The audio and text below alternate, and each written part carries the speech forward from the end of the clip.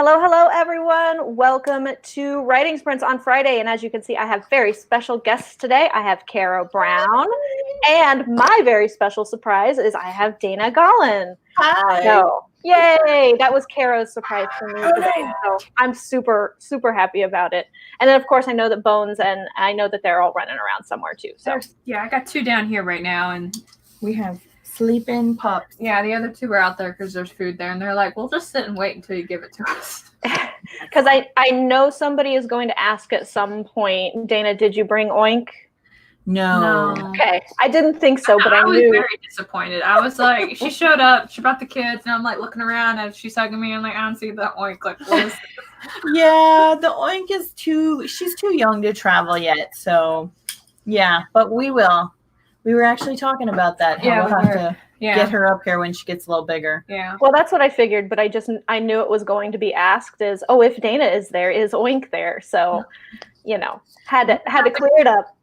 You'll just have to like my 4 dogs and be okay with it. It'd be totally okay. At some point, I will attempt to get my shepherd on the stream at some point, but she tends to ignore me when I'm on the computer. So pretty much all the animals ignore me when I'm on the computer, which is a good thing for getting work done, but not a good thing when I want to show them off. I thought that was the dog. No, that was your son. I told you they were passed out. She brought her children too, and I put on a movie, and they're both conked out in the living room. Mm-hmm. Oh, okay. No, that makes sense. Yeah, that's how you know that they are comfortable is when they pass out. Yeah. Yep. That's a good thing. It's like a second home to them, Caro. Oh, already. And they've only been here for Couple hours. Yeah, like 3 hours. Yeah. I put them to work as soon as they came in too. I'm like, oh, good thing that you're here. Let's start making some stuff. That's right. Hey, if while you're in the area you want to put your kids to more work, then I have some things that they could do too. I mean, just saying. Right. They'll be like, Mom, we're never traveling with you again if you're gonna slave us out. Well, we did fun things today. So Yes, I tempted Dana to come over because I was like, hey, come over and make truffles with me. And she's like, I've never made truffles before. I'm like, cool, you're gonna enjoy it immensely as you get like chocolate everywhere. And it really did get everywhere. It was wonderful. Yeah. Oh, that's like the best because like even though you've cleaned up, later you're gonna go home and there's gonna be like some weird chocolate in like your elbow or something. And like, how did I miss that? Yeah. Minnie Monster had it on her nose. On her nose and like on her eyebrow. Yep. We're gonna get home and she's gonna be like, Mom, I still have chocolate everywhere. Like, I don't know what happened. It's gonna be great. It's gonna be great. She did so good rolling those truffles too. She's like, I got this. Oh yeah. Yep. And she got to take some aggression out on the almonds. Right? Oh yeah, I had them smash up the almonds for one of the coatings, and I was like, "Who has anger management issues?" And there was like everybody just looked at her. Who's an angry teenage girl? It's like, yeah, we got that one covered. Don't worry, I got that on lockdown. I'm good. That's right. Yeah. So I want to say hi to Devin. Hi, Devin. Thanks for showing up for my change of day and everything for the writing sprints. He is really clogged out. And good. Can you hear him? No. Okay. And I'm but you're probably also asking the wrong person. Okay. If your audience starts to hear snoring, it's the dog. Sure, it's the dog. Just let me know and I'll go kick the kid. And in no way are we going to make fun of your son for it at any point. Oh man. Well, it's his tonsils. They both have very large tonsils. Oh my. That's rough. That is rough. Okay, well, so what do you guys think about going ahead and having a sprint? Yeah, sure. What are you working on today? Because I'm nosy. Oh yeah, that's probably a good idea to talk about that. Thanks for reminding me. So I am working on the spin-off novel to my Metaphysical Chronicles series that I have 2 out right now. And in the spin-off novel, it actually has a whole different main character and a whole different metaphysical ability. So she is a necromancer. She died and was resurrected, and now she can see the dead, talk with them, cross them over, summon them, manipulate them to her will, do all sorts of cool, fun things with them. But she hates hates the idea that she's like one of these metaphysical freaks that have been suddenly popping up all over the world and are now being kind of accepted into mainstream society, but they're still considered, mutants or aberrations. And so she's having to deal with that fallout. Right on. That's exciting. Yeah. I'm just working on my tarot book. Okay. Because I said I was going to finish it at some point, and then I told a podcast I was going to finish it, and now, like, the fans of the podcast are like, when are you going to finish it? And I was like, well, I guess I should start working on that now. I will. When I get it done, it'll be done. Well, I mean, as Dana can see, I've written a lot. There's lots here. I just have to fill some of it in. Yeah. Don't you hate when you set yourself up like that? You're like, yeah, I've got this thing, and it's like, yeah, okay, now I actually have to produce that thing. So, yes, Miss Dahl, Caro is here, but we also have, let's see if you can name this person. Hello, Dahl. How are you? Tamara's busy. She's either waking up from a nap or well, she's in Hawaii. So, yeah. So she's like 3 hours behind us. It's magic. It is magic. I know. Caro came up with a really cool story of how I got here. I did. Yes. I put a magic summoning circle in the ground and picked up the dog and threw it on there, and suddenly, like, she appeared.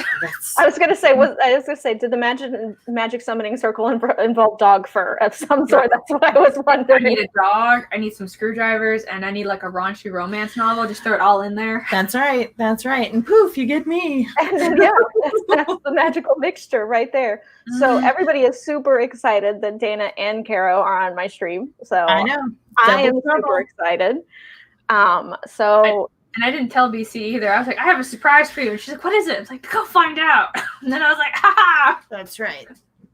Yeah, I know. I'm like, what? You can't tell me you have a surprise for me and then like not actually spring it on me right then, because I've grown accustomed to my partner who says, I have a surprise for you, and 5 seconds later he gives me the surprise.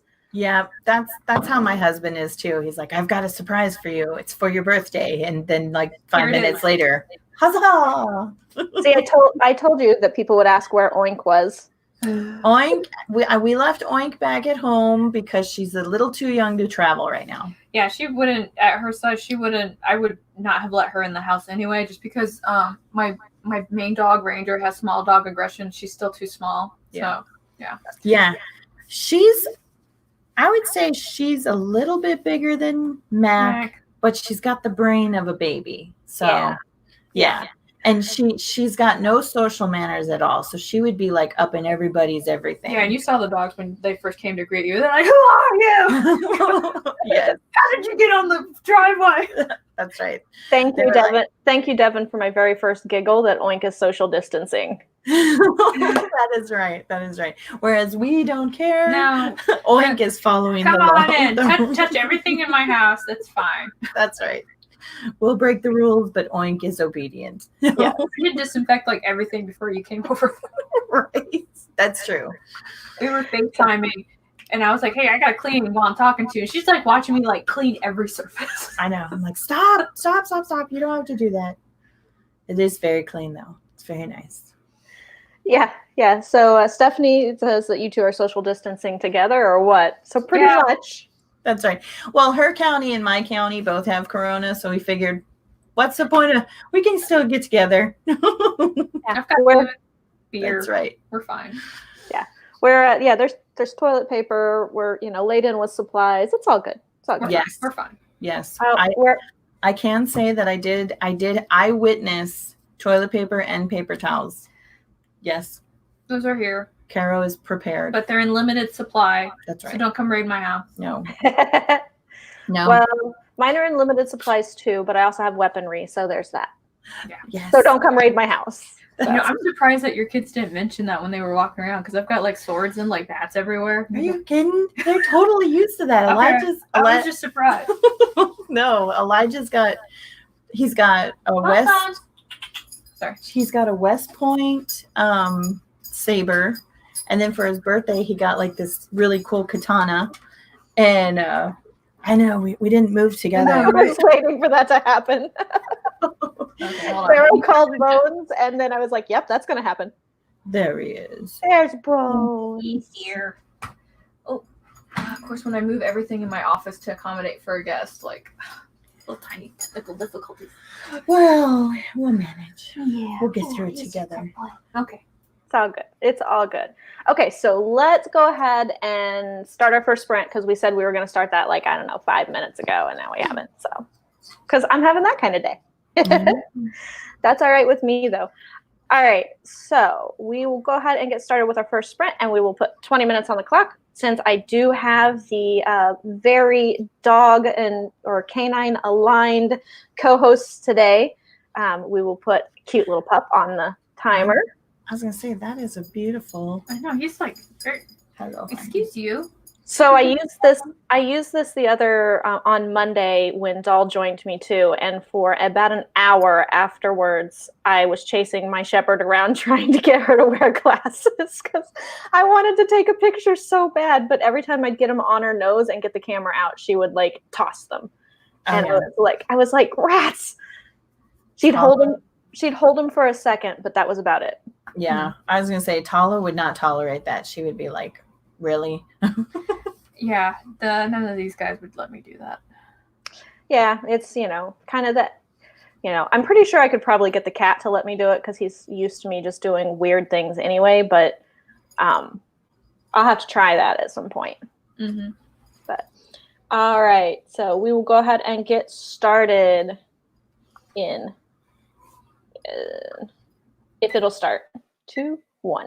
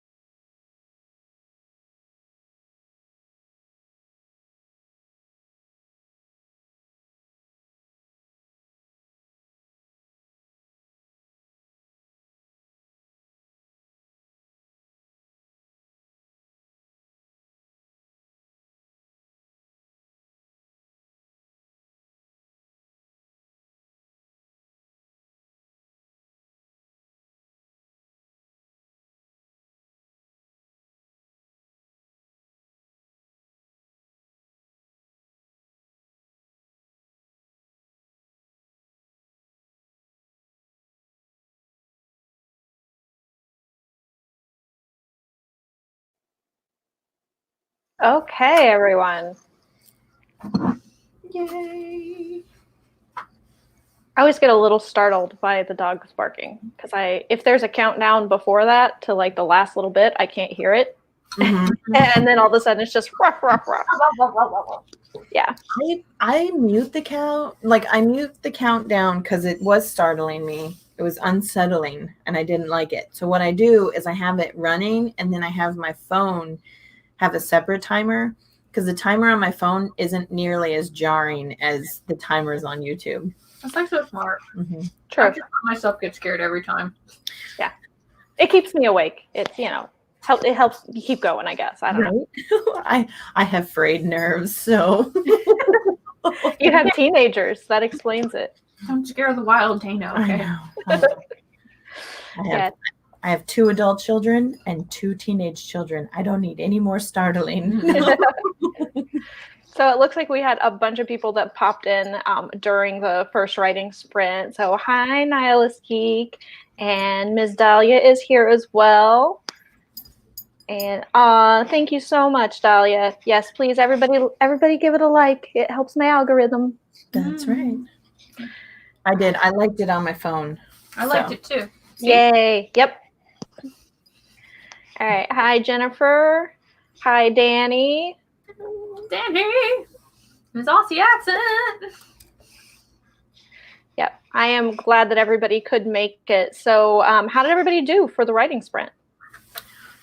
I know for sure I got 95, but my Word document just decided to be a turd blossom, and so I don't know the total amount that I did, but it was good writing.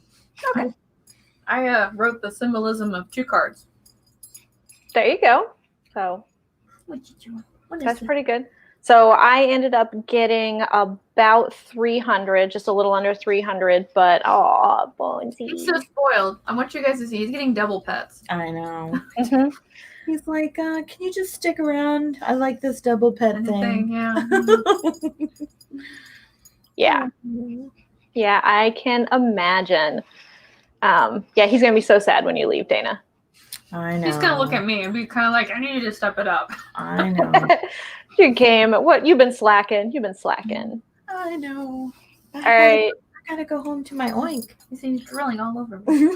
So it looks like Jeannie got in the first rounds of edits for the newsletter magnet, and okay, hope to get it compiled by tomorrow.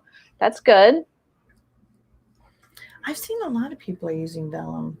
I wish I could, but it's like a Mac only product. Yep. Yeah. It's a Mac only product, and it's like cha-ching, cha-ching. Yeah, it is a little bit. I mean, I love my Mac, and I've used it before, but I don't know. Just I'd buy Vellum in a heartbeat if they made it for Windows. I'm not even lying. Yeah. I'd find a way. Mm-hmm.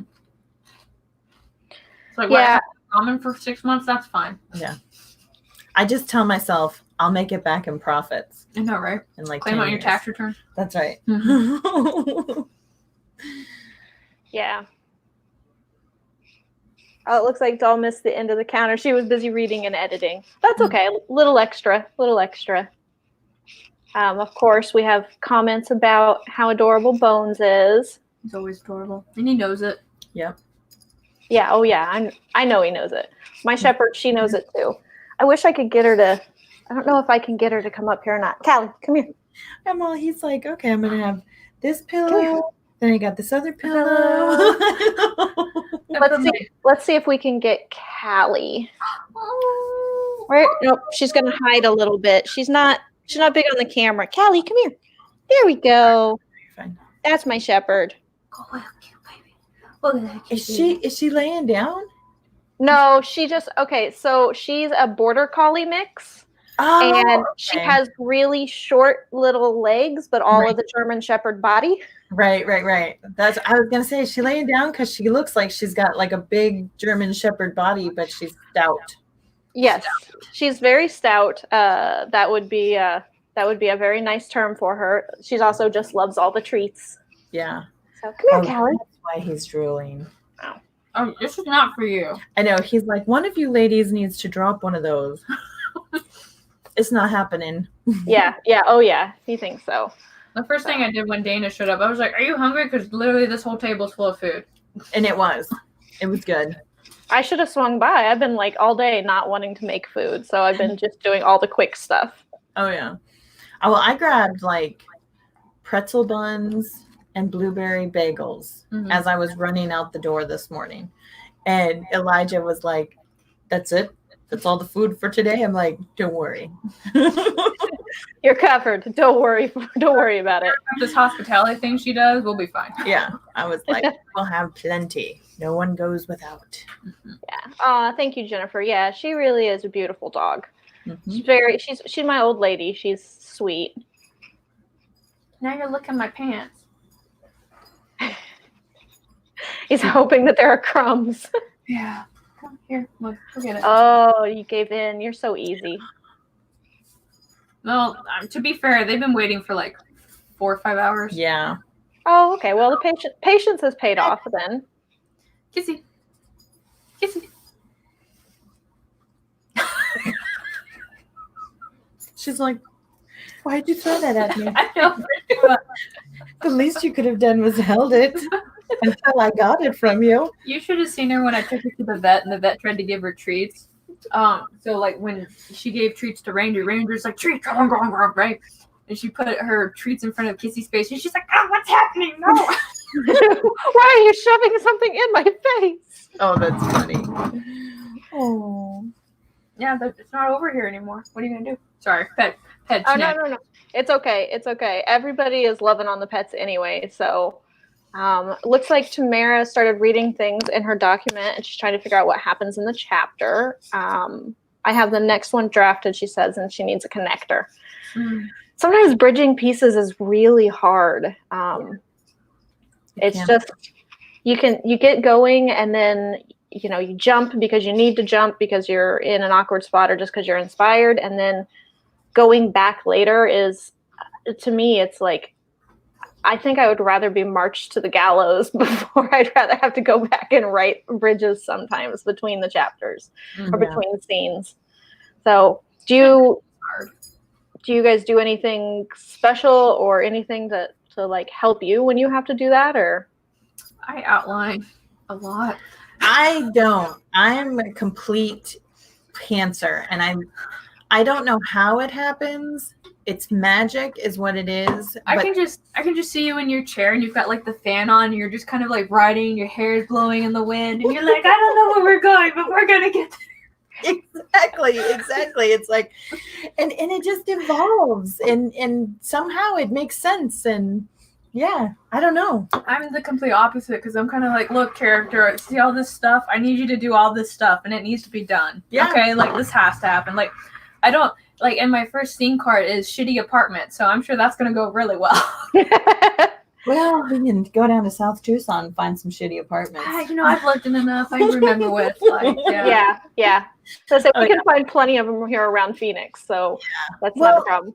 And I think that when I try to force them to do my characters to do something specific, it doesn't work. It doesn't work. So it's just kind of like I just have to let it evolve. Mm-hmm. So I'm somewhere kind of in the middle. I'm a little more towards the plotting side, like Caro is. I've got my board and I've got all my things on it, but I do like. I can't say that I like the surprise, but I do like the investigation that sometimes I'll get into in a chapter and being like, well, wait, I just wrote that in there because it came to me, and I'm like, I could use that, and now that's got to go up on the plotting board, been like, okay, that was something that was just a surprise and a little bit of a shock, but it was probably not anything special, I guess. Right. But it's like I can now use that and develop it into something that I just hadn't considered it before. Right. And I was going to say, I have moments like that as well, and I have to write them down. If I don't use them immediately, I have to write them down. Otherwise, they kind of... So you'd be like, wait, come back. Yeah, they do. They fly away, and then I'm like, wait a minute, that was such a great idea. Where did it go? And it's gone. And no matter what I do, it's like I can't get it exactly the way that it is. So when they come in, I got to use them right away.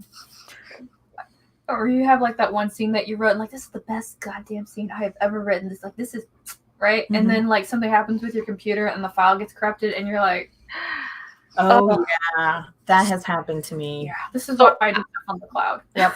I was kind of just going through that with this section of the story. I could have sworn that because I went back and reread the little short part before I started writing again, and I could have sworn I had rewritten a few things in there the dialogue to be completely different, and it was the old dialogue, and I was like, where the hell did I write that? I can't believe I would have written it someplace other than my document. But I was just like, what the hell? Where did it go? So that's why if anybody was actually probably looking at the camera and looking at my face occasionally on the video, there was a whole lot of Yeah. I'm like, where did it go? I was like, oh man. Yeah. I know, like there was a part where I was writing The Awakening, and I had written this scene, and it was so good. I mean, I was very proud of it. And I sent it over to the woman who was helping me edit, and she never got it. So I emailed it to her, but she never got it. And then I had a problem where it didn't save to my computer. So I completely panicked, and I attempted to rewrite the scene. And then I went back and I got it out of the email because I just didn't send it to her, but it was still in the drafts. And I compared the two, and what I had written originally was awesome. And when I tried to recreate it, it was total crap. I was like, wow. It's because your hair wasn't blowing in the I know. You already knew it was happening, so you're just kind of like, the exploration's gone, whatever. Yep. And the magic was, and then I was upset because I had lost that awesomeness, and I was just, whatever, this is crap, and I don't care. The book just has to get finished. So people were really feeling the anger at that point. Yeah. Oh yeah. I think that's a woe that we've all shared. Oh yeah. No, granted, I wish I could be this organized, because I would write a lot faster if I could be this organized. This is not my nature, though. This is not. Well, notice I've only got like scene cards. I haven't written what happens in each scene. Well, yeah, but I don't even know what's gonna happen. Like, I don't even know what the scenes are. No. Yeah, I sit down. I'm like, okay, I got a man, I got a woman. They're in a town. They're in a city. They're in a, they got this going on, and this is what's going to happen. And by the end, it's going to be a happily ever after, or not. But whatever happens in the middle, it's just kind of like, okay, Dana, pull it out. What's happening? But notice that pantsers and outliners can still sit together. Yes, can still sit side by side and still work. It's not a problem. That's right. Yeah. So I used to be very much like that, Dana. I used to just whatever. I knew usually my main character and what town I was in, and then like a very nebulous idea of like what the main storyline was going to be about. Mm-hmm. And I don't know, something happened between my first book, which is not on the market anymore, and the second book, where all of a sudden I started being like really meticulous with my outlining and my brainstorming and assigning things. Right. I don't know what happened, but it hey, people seem to like the book. So when you're writing a series, it's harder to pants the second one, because you have to make sure that it lines up with the first one. Continuity. Yes. Yeah. And I do think that's what it was. I think it was because I was writing the first book in the series and the second book in the series at about the same time. right. And No. She said you're so adventurous. yeah. Well, right now I'm writing this third book, which is the spin-off, but I'm writing the fourth book, which is the same main character as books 1 and 2. So I'm writing books 3 and 4 with two different main characters, but they all have to tie into books 1 and 2. Right.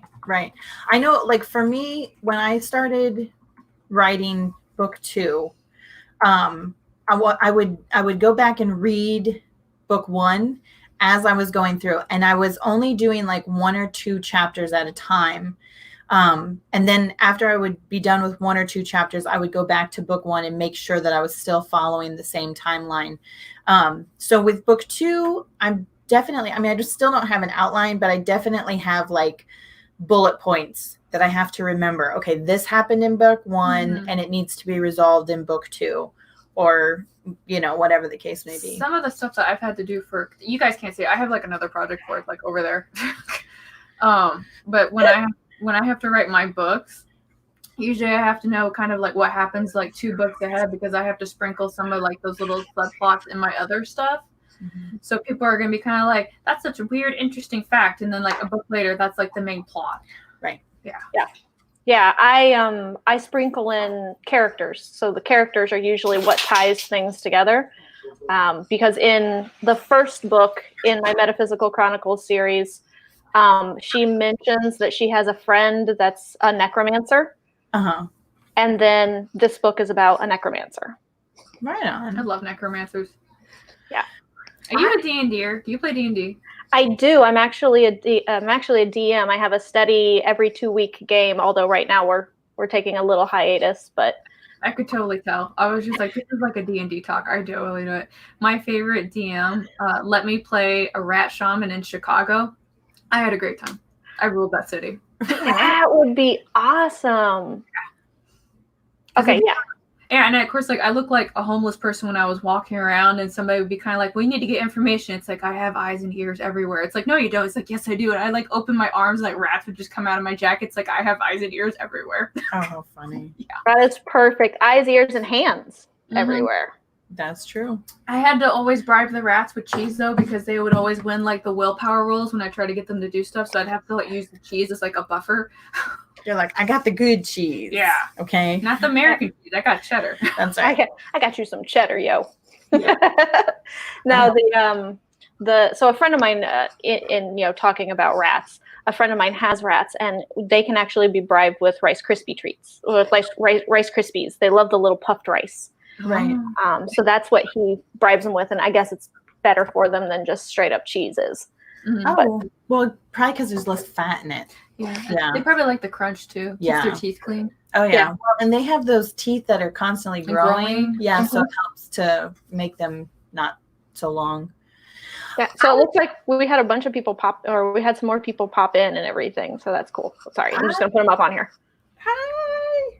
I really like the idea of a necromancer. I like what they can do. I like their storyline. When I think about meeting one in real life, though, it's intimidating. Yeah. Have you read Anita Blake? Have you read those? No. I think I have one. I can lend it to you. Okay. I'll check. All right. You would like it. Okay. Yeah. I would totally read it. Yeah, Anita Blake is a good series to read if you want to get a good idea around necromancy and leading that with. Yeah, not your typical creepy like, oh, I'm an evil tour. Yeah. Right. Yeah. And I'm kind of hoping that my necromancer, I mean, she's definitely not your typical I'm evil kind of a necromancer. She's very perky. Well, and I like the fact that it's a woman, because the first female necromancer I was brought into my universe was in American Horror Story and Coven, when I want to say it was Stevie Nicks, but it wasn't Stevie Nicks. It was the one that loved Stevie Nicks. Yeah. And that was the first time I had even considered a woman being a necromancer, but she did a really good job. And they were very accurate as far as reaching into her emotions and how she got trapped trying to save that frog from her dissection plate. Oh, save the cat. Yeah. Oh, yeah. That's a good one. Okay. Yeah. That was a good one. Yeah. So, I like that. So what do we say about another writing sprint? Whatever you want. We're here. Okay. I know we're derailing a lot because we don't see each other, and so we're like, oh, we can just. I don't care. We could talk about anything and everything. When I tweeted out, I was just like, come and visit with me and my weird writer friends. We're going to talk about everything. We'll talk about everything. We have cabin fever from it's been a very short time since we've been quarantined, but still. But yeah, we're freaking introverts, so it's kind of like, it's new for everyone. But it's like we've been doing this for years. That's right. Yeah. So, but the thing about being an introvert is when we do get together with other introverts, we are like the most extroverted people in the world, because we're like, they understand our awkwardness. They understand our anxiety. I'm comfortable around these people. I know. It's like, we're compatible. What? Who would have thought? No. All right, let's go ahead and see about doing another. We're going to back this up because I didn't get to it fast enough before. Okay. All right. Yep. Sprint.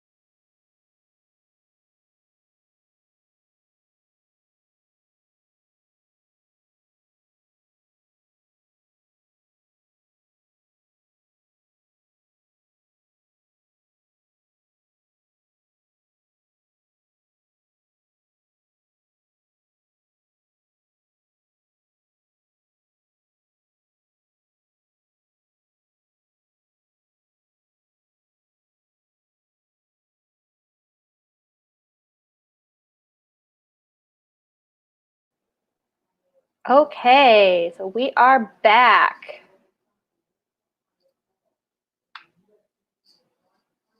All right, how did everybody do? I got sidetracked because I started getting pinged in the Facebook group going, hey, can you add me to the schedule? And I was like, sure. Yeah, and I was watching the magic that happens behind the scenes, which is amazing. Yeah, and then she was kind of like, how do you do this thing with spreadsheets? And I'm like, oh, well, okay. Yep, and then I was like, that's a lot of work. You can have it. It's a lot of work. Yeah. It's kind of like it when other people want to come in and touch it, because I'm like, I need you to understand. I got this format a certain way. It works. You come in here and you touch my cells and you undo stuff, I'm going to get angry. Yeah. I for one am grateful for Caro's spreadsheets. I'm glad that you handle that, and I'm so yes. I'm always worried, like when I sign up for something on a spreadsheet and then it jumps down and it makes the box bigger. I'm like, I've ruined everything. I'm so sorry. What did I mess up? I know. I kind of feel the same way. I'm not that good at spreadsheets. So I mean, I could do some basic stuff, and we do like all of our budgets and stuff like that, but yeah, not so much. So you got to do the behind the scenes stuff. What about you, Dana? What'd you get? I was sidetracked watching the behind the scenes stuff. It was like fascinating. Yeah, it was like I pretty much was speaking Chinese to her at one point, and she was just like doing like that. Okay, yeah, I don't get it, but okay. Yep. That's the face I get when somebody's trying to explain something to me that I just don't understand. It's like, yeah. Wow. It looks so genuine too. That's totally awesome.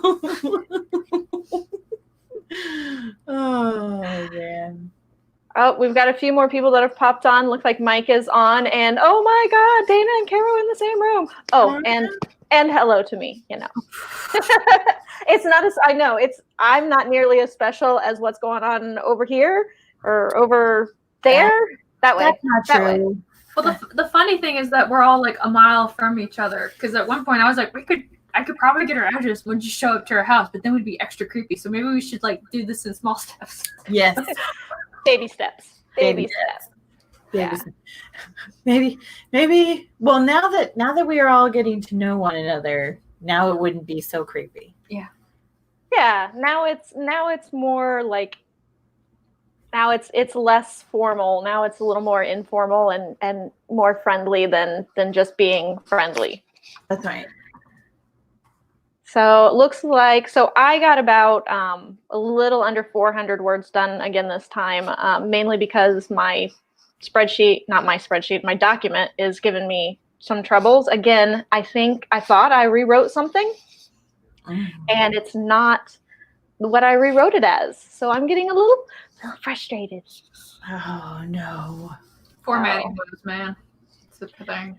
I just don't know what it is that I was like, I know I rewrote this section and changed, like I completely changed one of the characters in that section, and like all the dialogue had changed it over to their voice, and I'm like, I know I did. I was in the bedroom. I was working from bed that day. I know it. And yeah. I have days like that where I'm like, I know I did. Maybe I didn't. I might have. Oh, I'll just do it again. Yeah. So Tamara said she didn't get a whole lot done. But that's okay. We all have those sprints where we don't. Haley got her son's birthday cake out of her parents' oven because hers is throwing sparks. Okay, my microwave is throwing sparks right now. I went to make some popcorn yesterday to watch a movie with my partner, and all of a sudden the microwave's throwing sparks. And I'm right now. I know. I'm like, okay, that's when you unplug it and throw it out the front door. Okay. Well, we don't have sparking appliances. Yeah, I'm so worried about it too. Obviously it's unplugged and everything now, but I'm really upset about it because like my whole snacks for the whole quarantine period was like popcorn and microwavable stuff. And I was like, I don't get to eat any of my actual snacks. Everybody else gets to eat snacks, but I tried to buy like healthier snacks like popcorn and stuff. And I love microwavable popcorn, but because of monsoon season and growing up, I'm prepared for anything. So I have like a camp stove, and from when I was little, learned how to do the popcorn over an open flame. Yeah. That's number one thing I learned as a child growing up in Southern Arizona, how to cook on an open flame. Well, that I do know how to do. I can cook on an open flame because I grew up in Indiana, and I grew up to a redneck family, and we were big campers, and we're still big campers. So I know how to do that, but I don't have anything open flame here. Like, my stove is electric, and so I'd have to break out the camp stove if I actually wanted to, like, old school. I mean, we have a fire pit. I guess I could go out to the fire pit and start a fire. Yeah. Well, you could always. Do you have an air popper? I don't. See, I'm a toss it in the microwave, 2 minutes, I am done kind of girl. Yeah. And so. Well, I've got an air popper too. Yeah. Because we're a popcorn family. So if the microwave doesn't work and I don't feel like getting the camp stove out, we got to have the air popper. True. Yeah. My husband's the popcorn person. I'll eat it, but he's like the popcorn like connoisseur. Yeah. He'll like know like if like the cheap butter was used or the good butter, or like, you know, what kind of, like, if you use the right salt and right. Like, my taste buds don't work that way. Yeah. I'm not that picky. I'm just like, it's got to be popcorn and has to taste good. Yeah. So apparently Jeannie says that I can make popcorn on the electric stove. I'm not sure how I would make that I'm not sure, like, yeah, how I would make it. If it were to make popcorn on my electric stove, and I scratched my flat top. Oh. So yeah. So after that, I was like, no. Yeah. Last one. Yep. Oh yeah. Oh, it's ruined. Yeah. We have the glass one. I hate it. Like, yeah, it's all the time. We have the same one. We have a glass one, and I absolutely hate it. It's everything about this place was perfect when we rented it, except for that. Yeah. And since then, the landlord has done a bunch of stuff to this place that makes it not perfect, which is why we're house hunting. But you know, with that right now. Oh no! Basically, our realtor called and was like, "Look, the current situation, people either aren't showing their houses, or we don't feel comfortable going out to houses." Right. And I understood. We were totally okay with it because my realtor, he has an infant and a toddler at home, and on top of that, like, his in-laws have recently gone through a bout of cancer and treatment for it, and so we were like, dude, our lease is fine. We're good. We don't need to be out of here anytime soon. And even if we did, we would just rent on a month-to-month basis until we could find a place, which is what we planned on doing anyway, until we could find a place, because it's pretty much a seller's market right now. It's not a buyer's market. Yeah. And so for what we're looking for with our price range, we really haven't found much that like where the two actually meet. Yeah. So we're just kind of waiting until we find what we want, because I don't want to buy anything that I don't actually want to live in for the next 3 to 5 years. So yeah. I know. I got the value of my house, and I was just like, how is this possible? Yeah. I keep getting the text messages, hey, are you interested in selling your house? I'm like, yeah, sure, for $1 million. Right? Yeah. Yeah. We can't sell it for that. It's like, then don't talk to me. Right. I know. We got the estimated value from the county, and I was just kind of like, I haven't done anything to this house to make it up. The value has increased so much that I'm like, this is a lie. This cannot be true. People want your land, yo. I'm like, this is horse shenanigans. Well, with the housing crisis the way it is, I mean, that's just, the housing crisis here is insane. Even, I don't know exactly what it's like in Tucson, but here in Phoenix, it's hard to get anything. So I'm assuming Tucson is kind of the same, because it is our next major city. Well, we got cuteness going on behind Dana. Massive cuteness. Massive cuteness. Let me see if I can do it. Are we seeing puppies cuddle? We're seeing them sleep. That's very, very good. Aww. Right there. Oh, yeah, we could see. So cute. See, Carol's kids are comfortable with me. My kids are comfortable with her. It's perfect. And the best thing is if either one of your feet get cold, you have plenty of feet warmers. Yeah. So. Yeah, the only one I didn't hear is Bones because he's out there making sure that the other children stay safe. Right. There you go. He's on guard duty. Somebody has to be awake on guard duty. Every DM knows this. That's right. That's right. I'm not really sure about the housing situation in Tucson. We've lived in the house for 12, 13 years now. So we've had this one for 4. It went up like $20,000 for us. I think, like, Mr. Brown, I know you're in the chat somewhere. Like, how much did it go up? Because we were like, no, like just in the last 2 years, the value of my house went from 90,000 to like almost 200,000. And I was like, that's lie. That cannot possibly be truth. I was just like, shenanigans. That's what I'm saying. I don't believe it. And it's like $100,000 difference. Yeah. Sell. So yeah. No. I can't turn around and buy anything for that amount. You can't. No. Yeah, not right now. Because they start out here at 180. Mm-hmm. Yeah, that's the starting out here. Yeah. So in my neighborhood, we're looking at fixer-uppers that are 250 and more. Yeah, I'm way too old to fix her up or anything. Okay, I'm just too lazy. I'm just too lazy for it. So that kind of time. No. Well, that's what I was saying, but I was just trying to imply it. Blame it on my age.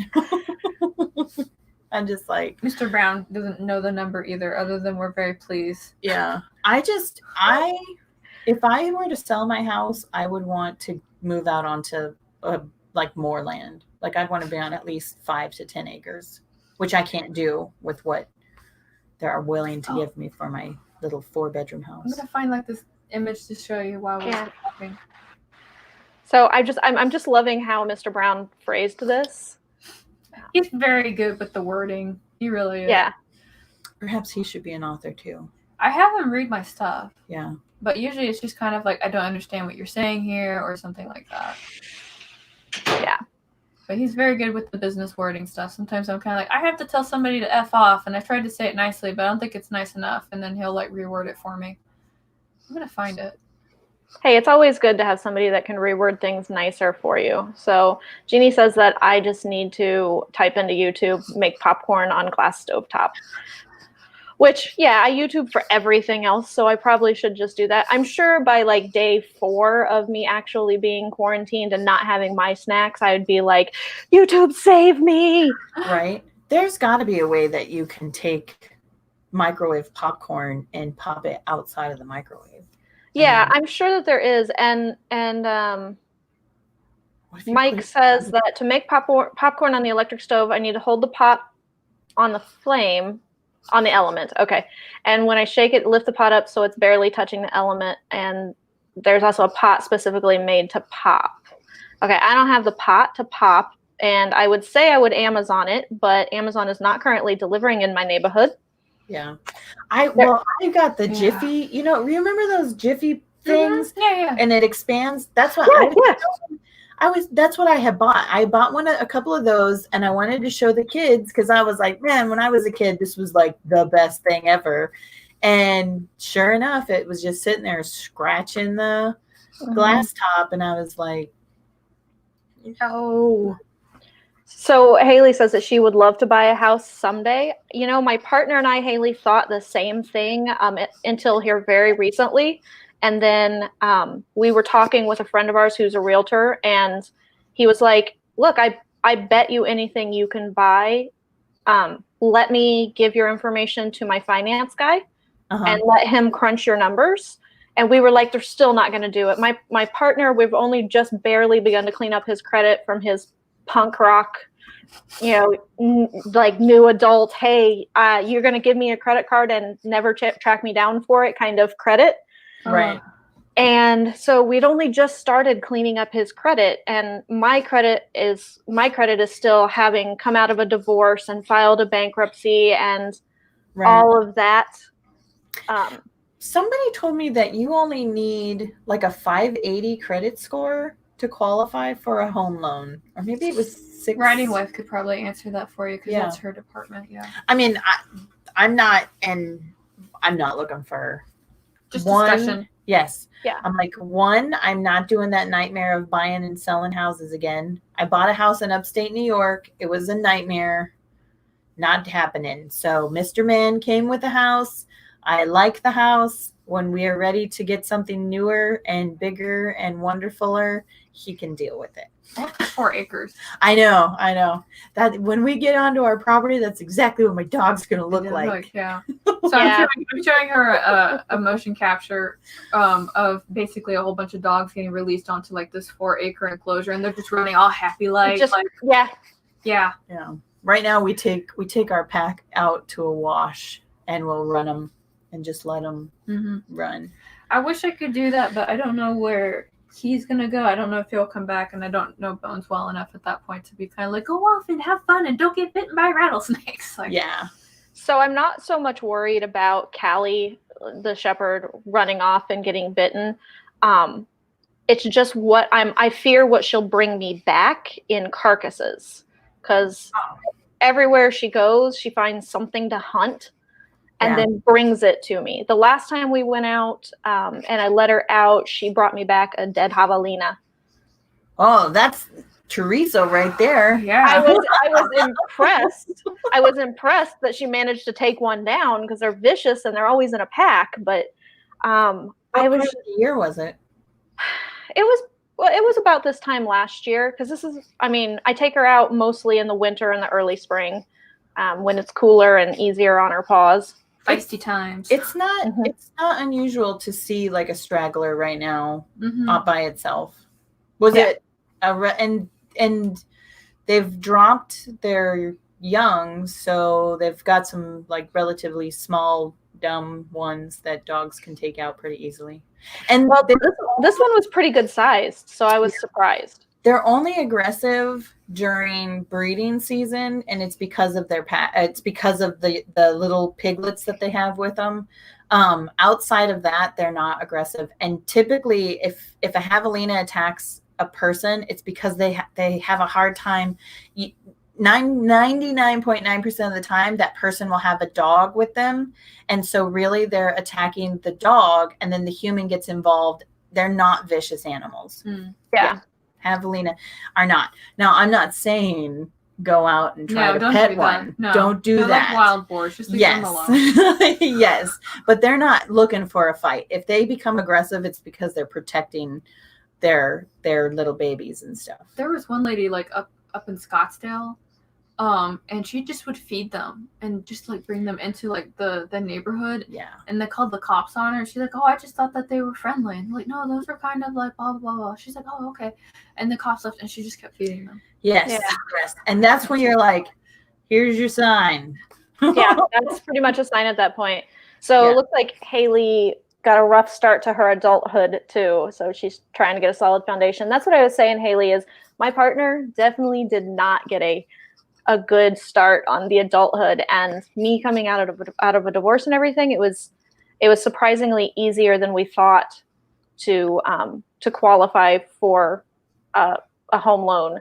And I mean, I know Mr. Brown was saying that you can qualify for anything, but you pay for the degree of qualification, which is very true.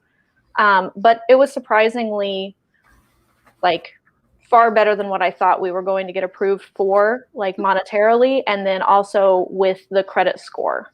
And at this time, other than freelance work on occasion, I'm not working. I'm going back to school.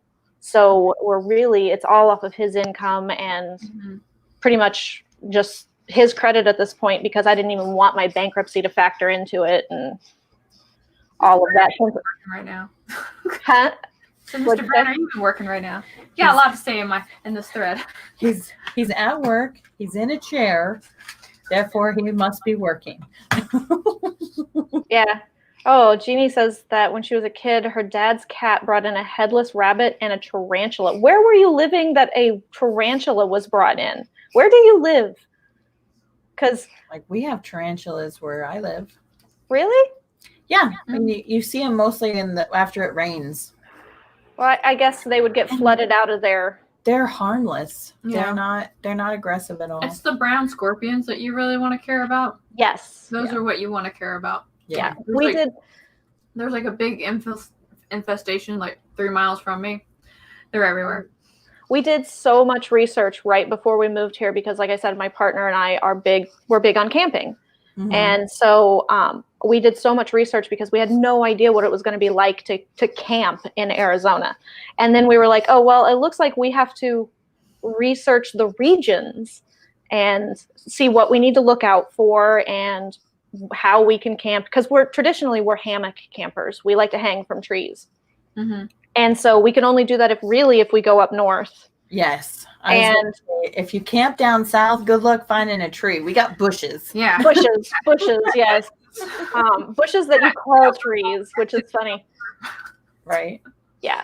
And here in Phoenix, there are places where we can find trees that are like out like at the Butcher Jones area and kind of out there where we can find trees to camp. But then we were like, okay, we're going to get any further south into the actual desert, then no, we can't do that. So we had to like buy twice the amount of camping gear because now we have to have tents and we have to have not just tents for the animals, but tents for us and the animals. And, I was like, okay, so all sorts of fun, but. We have a 10-man tent and we have 2 queen size air mattresses and everyone, kids, adults, dogs, everyone piles into the tent because when the sun sets, what people don't understand about the desert it's cold. Is cold. It's cold. Yeah, once the sun sets, it gets really cold. So you bring everybody in.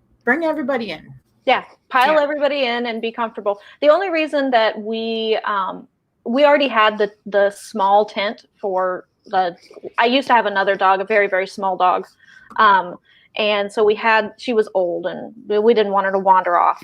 She's old and blind and we didn't want her to wander off and stuff like that. So we had the small tent that the dogs could use. They could get out of wind if they needed to or whatever. So then when we got another tent, we were just like, we'll just get enough for us, something that's really just enough for us. Although I'd probably still bring the shepherd in and cuddle with her now if we really needed the warmth. So yeah, I definitely have looked into Hasayampa and going up there. I haven't been able to camp up there yet though. So it is something I want to do. I like camping in a cabin with an AC unit and a fireplace and a stove. And a mattress bed, and usually there's like some other cabins around, and I can walk like down the road through like this nice tree-filled neighborhood to the QT and pick up whatever I need and walk back to my cabin.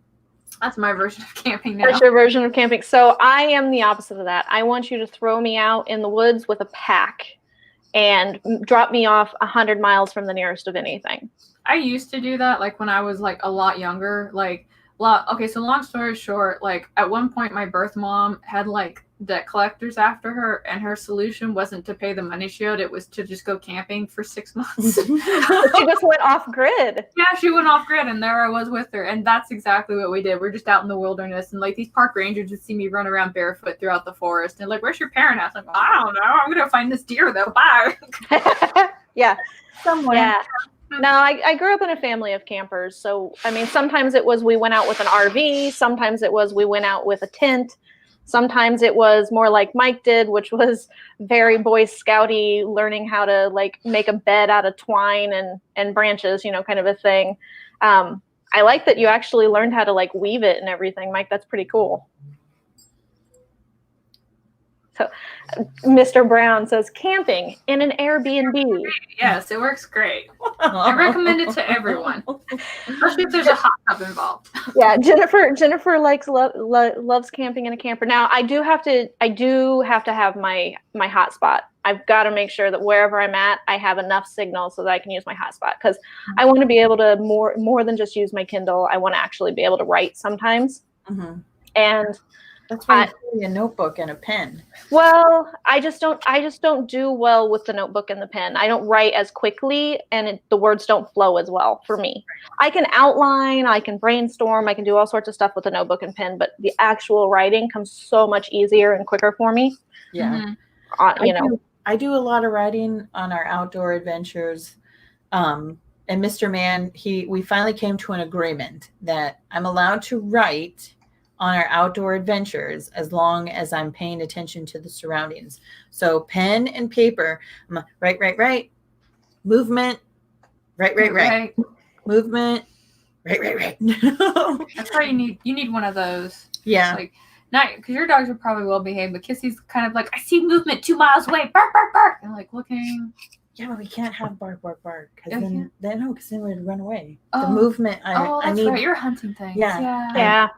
I need the movement to stay calm, so I can see it.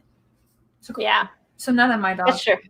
We don't dog hunt. Not mine either. So don't worry. Mine. I've seen some people hunt with dogs, and I'm like, what if your dog gets in the way? Mm-hmm. That'd be a bad day. Oh, that'd be a bad day. That'd be terrible. So I'm like, nope, no dogs. Yeah, I learned very early on I couldn't take either my partner or our shepherd fishing because neither one of them know how to shut up and not play in the water. So my daughter, she loves fishing, but she loves fishing while she's standing in the river or the lake. So, and it would drive my husband crazy. So we would like put her over here and then he would fish over here, and it worked out. Everybody caught their fish and she got to be in the water. And that's what she wanted. So yeah. So Dal was saying that she basically wants to spend the rest of her life camping. She wants to live in a tiny house somewhere near a lake and learn some fishing and to grow her potatoes and veggies. I am the same way, Dal. My dream, which is definitely not my partner's dream, is to have a tiny home. And so that's one area where we're like trying to. I commend people who can live in tiny homes. I got way too much stuff. I'm not willing to give it up. One room. We do have a lot of stuff, but if I had my way, my tiny home would be like a gypsy caravan. It would just be overflowing with stuff. There'd be no walls, no wall space that would be free pretty much anywhere. There'd be like stuff everywhere. My partner is making this terrible face at me right now because he just heard what I said. And he's very much a minimalist. If he had his way, none of this stuff nothing would be on the walls, like nothing. He'd have like blank crap. And no, he's arguing with me now. He's like, I like stuff on the walls. I like your art on the walls. I just don't want clutter. And it's bull. You know how long it took me to get my paintings hung up? Forever. Were you waiting on him to hang them up, or did you just need to? I wanted to run it past him to see which ones he liked the most to actually hang up on the wall, and like have it up, because I've been learning how to paint and learning how to draw now for like since last September, and whoops,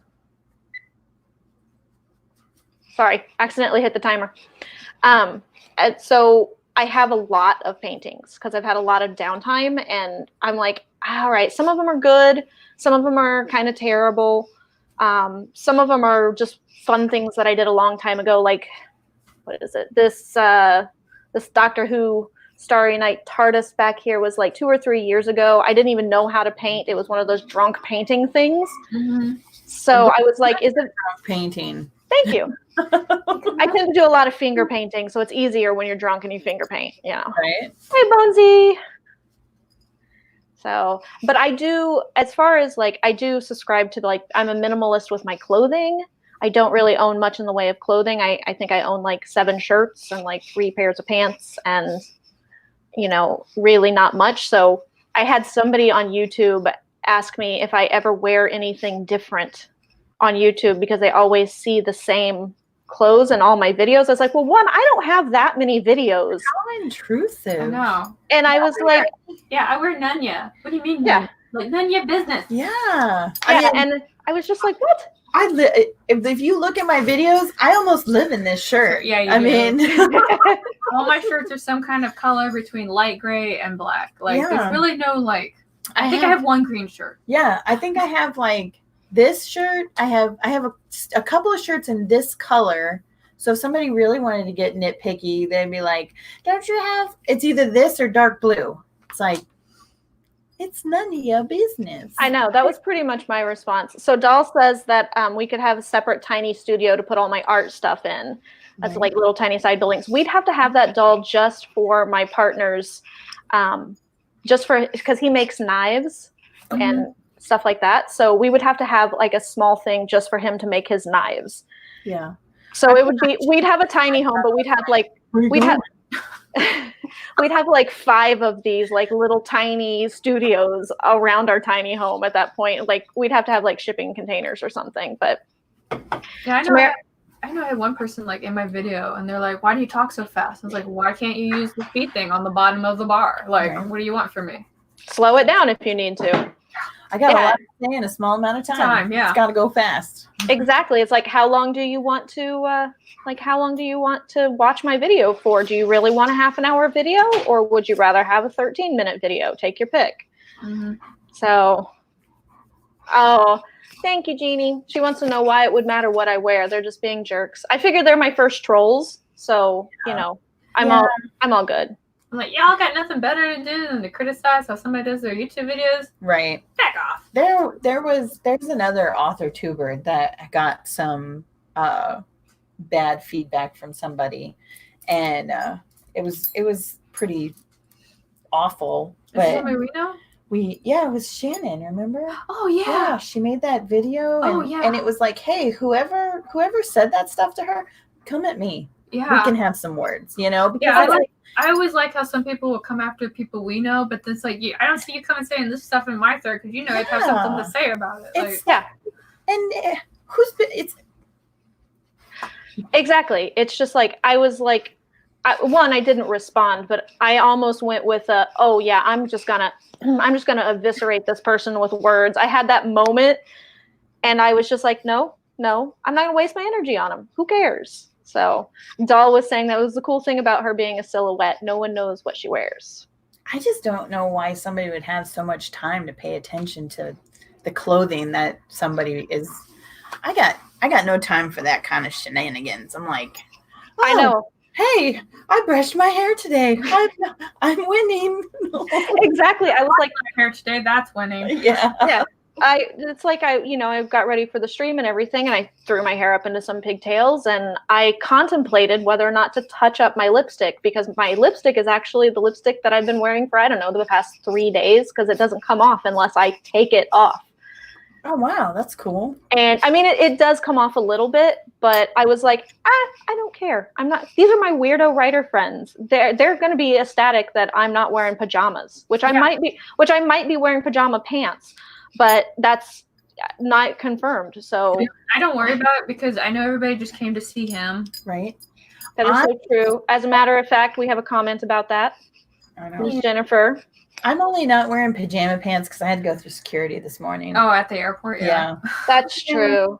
That is true. Although that is when I wear pajama pants, is when I have to go through security, and when I'm on a flight, I'm always wearing it's always whatever my most comfortable sweatshirt is, like zip up hoodie kind of a thing, and then it's my big baggy pair of like comfy sleep pants, and then the shoes that I got a long time ago, which I'm actually wearing right now, are my Perry the Platypus Agent P slippers. Those are really cute. No, my mom always told me, when you're going somewhere and you might wind up on the news, make sure you look good. So. Oh no, my outfit looks good. It's just very comfortable. It's just very comfortable. Exactly. So if I leave the house, I gotta put it together, because you never know when the news crew's gonna show up and be like, "Hey, can we talk to you for a moment?" It'd be my luck, like something happens and then like I get into a fight and then I look like Harley Quinn, right? After the river scene. Yeah. Yeah. Oh man. So the Doll is freaking out because it's Perry the Platypus slippers. I found them at a Goodwill a couple of years ago, actually, and was like, they didn't fit because they were child size, and I was like, I can stretch those. Yeah. So I did, and they fit. So okay. So Haley did jump in and say that she loved finding visual artsy peeps in the writer community. I think it's just more often than not, I think a lot of us have some type of other visual artistry. Whether it's drawing or it's painting or it's photography or videography, it's something else that I don't know. I think it just comes with the creativity. We have a inner eye for things, so we tend to have an external eye for stuff too. Whether or not we can get our hands to cooperate is a different matter. But we got like Cachet and her crochet thing. Like those are all very pretty to look at. Yeah, they're absolutely awesome to look at.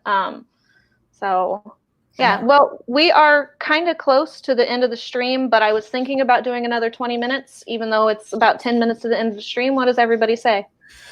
What time do you need to be home? Because that's the only thing. Oh yeah, because I really wanted to try to catch Sarah's stream tonight. Are you gonna? I don't. Well, we definitely. I want everybody to be able to catch Sarah's stream, but I know you catching Sarah's stream will be a big deal because you still have a drive. Yeah, that's true. It's 2 hours from here, so yeah. And we have to do one more thing with the truffles before you pack them up and go. So we could just do a 10-minute, like a little 10-minute wind down.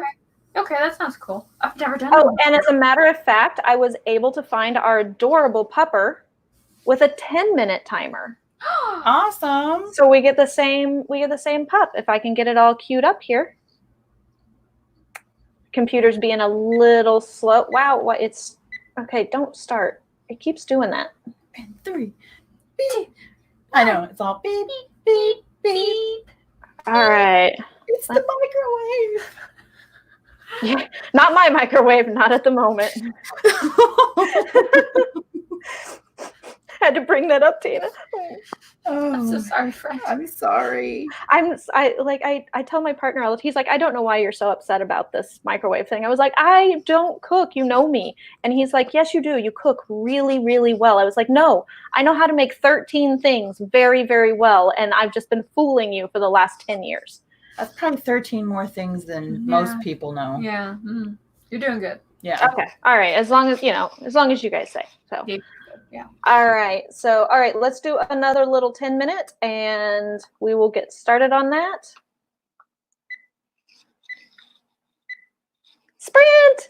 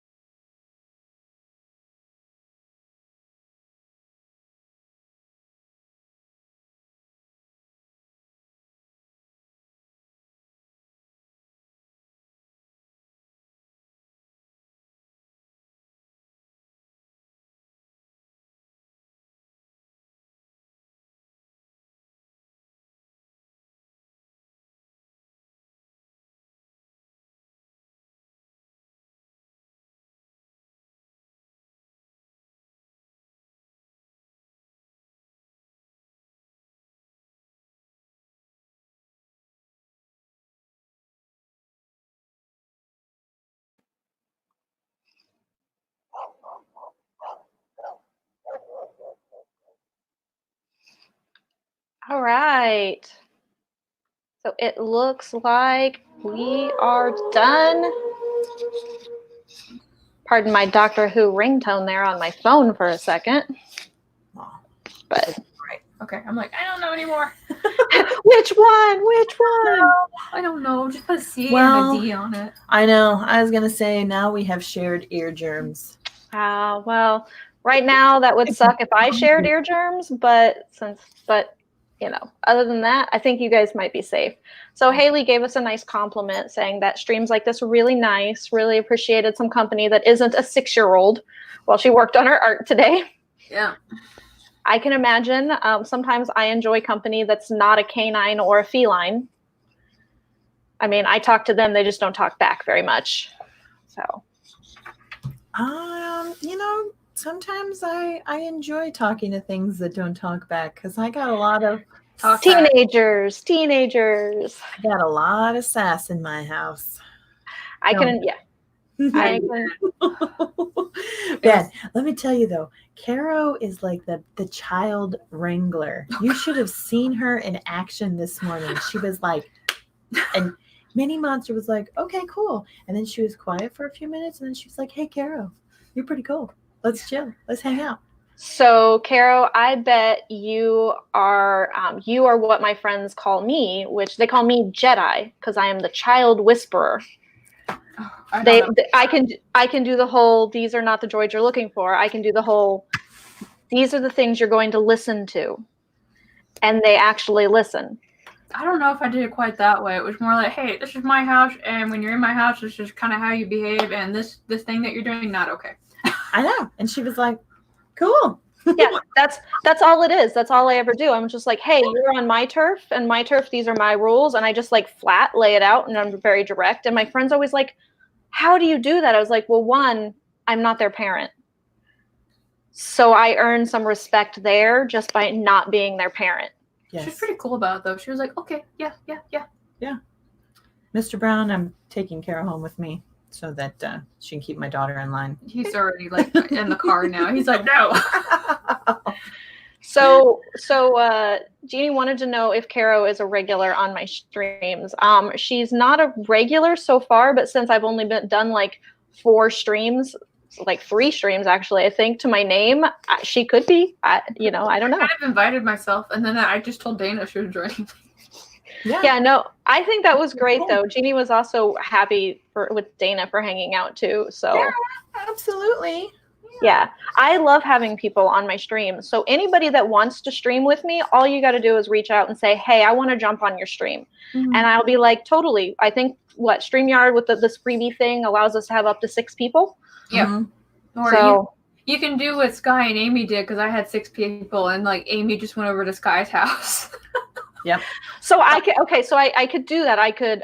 So what is it? It's Laurel that also lives here in the Phoenix area. So Dana has to drive up, and then we all pile over to Caro's house because it looks like you have a bigger office. Let's go somewhere else. Like, I know this room looks big. It's not big.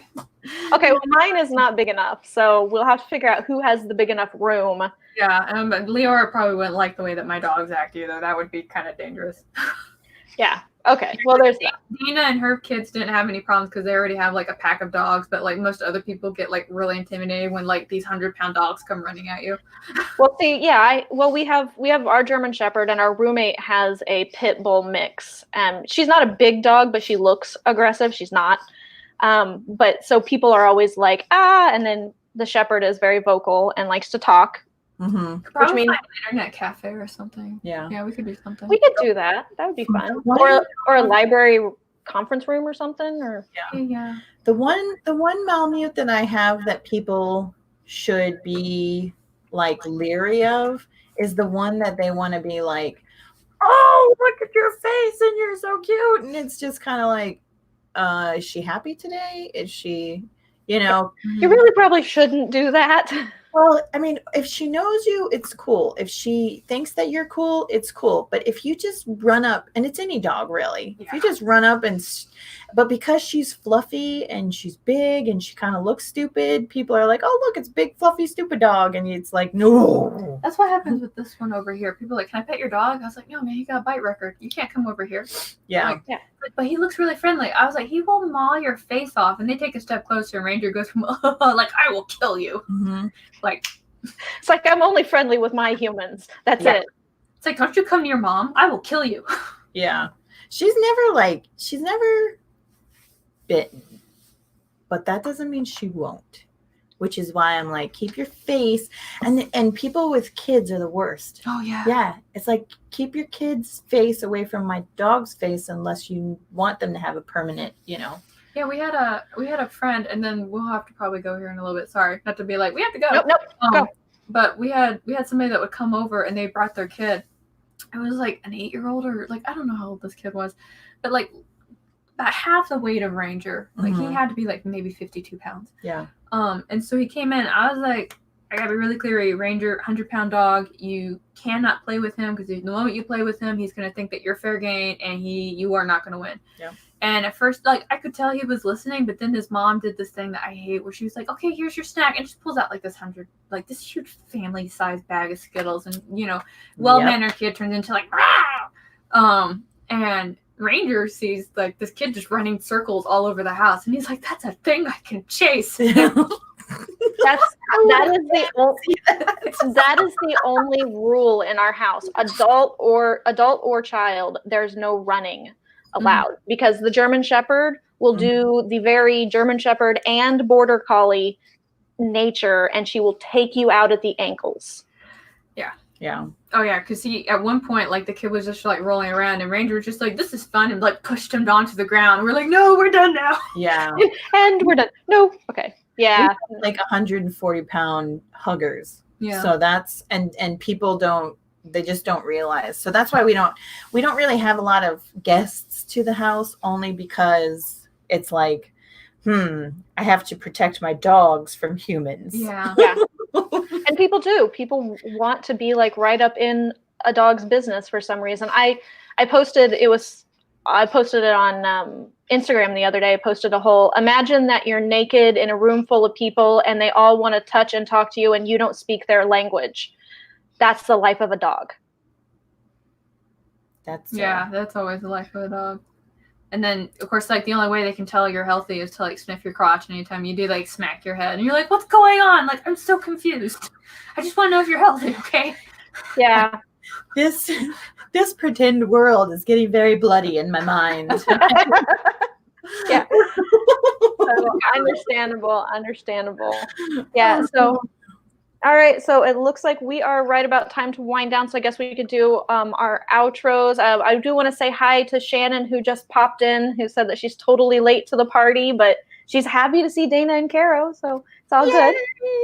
I'm glad that you were able to make it and see us together. This is just proof that we are real life people. I know, we're in each other's streams. That's right. We don't just hang out on the internet, we're also friends. Yeah. We had coffee together at a neutral location, and we kind of like checked each other out. And it's like, I'm coming back up. It's like, here's my address. Come on over. That's right. It's all good now. It's all good now. It's real life, man. All right. So, Carol, go ahead and let's do your outro. Yes, ma'am. Sorry. My name is Carol Brown. I'm urban fantasy author, and I am also the operations director over at Otherworld Inc. I came here today to work on the Tarot project, and then got sidelined by doing schedule stuff because everybody's in quarantine. And when people are in quarantine, everybody suddenly wants to do live write-ins. So I'm making that happen. So that's right. It's a good thing. And Dana? We definitely will not have any gaps in the live write-ins for sure. No, it's just like beep, beep, beep, beep. Absolutely. Anyway, your turn. My turn. I am Dana Gollin. I also write under the pen name Ava Fox, and you can find all of my goodies at danagollinwrites.com or over at my channel when I get back to, my section of the planet. Awesome. I have to say real quick, Dana, I have to thank you because you came and subscribed to my channel, and that is how I found Caro, and then how I found all of the AuthorTube, like the rest of the writing sprint of our little circle of people. So it's all because of you. Oh, well, Yeah. that's great. We I'm usually glad. like share like channels, like, hey, there's Yeah. this new person. It's like, what is this new person like? And we're like sniffing at them, like we'll start subbing. Like it's like small steps, but yeah, but and in all honesty, in all fairness, it's also because of Sarah. Because Sarah. Yep, Sarah puts all the new tubers together and she compiles a list. Yeah. Yep, and she's got a video list. What is it? A playlist of new tubers. Yeah, she does it once a week. She goes out and finds all the new author tubers, and so like then that's when we're all going in there like, who are you and who are you and who are you and things like that. Yeah. And I usually sub to people who have like more than 3 videos up because then I know they're gonna like stay around longer. That's what I do. And occasionally, if you find a new tuber and you send it to Sarah, she'll add it in there too. Mm-hmm. I will consider that. I will definitely consider that. I'll have to go and look. I guess I haven't watched enough of Sarah's videos yet to have found one of her compilation. These are author tubers that you should check out videos. Speaking of Sarah, her live stream is tonight at 8 p.m., I believe. And then Cachet is doing a stream tonight at 10 o'clock, I believe, Eastern time. So we definitely want everybody to continue their writing spurt. You get a little break and then you get to go right back into them. So it'll be all good. With that said, I am BC Brown. I am a paranormal mystery, urban fantasy, and contemporary women's lit author. I am also a marketing and branding coach for independent authors, or pretty much for any author. And I'm a big old weirdo, and I like to talk with my big old weirdo friends. So I want to thank everyone for coming out to the stream today, and I'm glad that we all managed to get something done, no matter what we were working on, because that's what's important. And I am glad to see that yes, Dana and Caro actually exist, and they can cohabitate in one spot, and it's all good, and that. I just love air. That's right. We are sharing air together and totally breaking the quarantine rules, but it's worth it. Well, as soon as I'm in the all clear, we'll break some quarantine rules for me. But until then, we'll have to wait on that whole Phoenix collaboration, like all in one room thing. Small steps. We will find a space. We should do it like on the hottest day of the year and find like the biggest air conditioned building. That's what we need to do. So we're just going to be in a walk-in freezer somewhere. Gotcha. I'm like, I have to drive in the heat. Thank God for air conditioning. Like, we'll figure it out. We'll figure it out. Or it's just one big road trip in like a bus down to Dana's. Yes. I don't know where we would put everybody, but we'll figure it out. We'll consider it. We'll do camping in the backyard. It'll be great. We'll spend some time with the rabbits. Oh, not when it's hot. Not when it's hot. We're not doing camping. Okay. All right. So anyway, thank you so much, everyone, and we will see you at the next writing sprint. Bye. Yeah. Bye, friends. Bye. Bye.